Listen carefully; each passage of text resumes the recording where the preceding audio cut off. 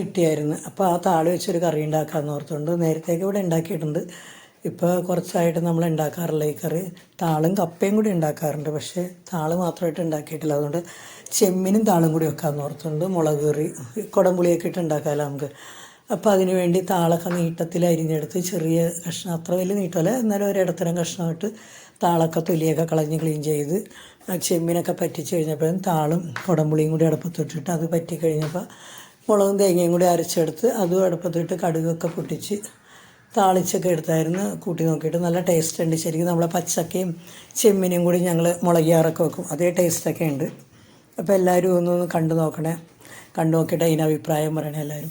ഞാൻ അതുപോലെ തന്നെ രാവിലെ ഞാനൊരു വീഡിയോ ഇട്ടായിരുന്നു. ആ വീഡിയോ ഞാൻ 2 വട്ടം റിപ്പീറ്റ് ചെയ്ത് പറഞ്ഞു. അത് ഭയങ്കര ഷോർട്ടാണ് ഇട്ടത്, പക്ഷേ ഷോർട്ടിനെക്കാട്ടി ലോങ് ആയിപ്പോയി ആ വീഡിയോ. അങ്ങനെ കുറച്ച് പേരൊക്കെ കണ്ടുള്ളൂ. കണ്ടവരെല്ലാവരും വിളിച്ച് പറഞ്ഞതിൻ്റെ അടുത്ത് അത് 2 വട്ടം പറഞ്ഞിട്ടുണ്ട്. ഞാൻ അത് അറിയാണ്ട് എന്തോ തെറ്റിപ്പോയതാണത്.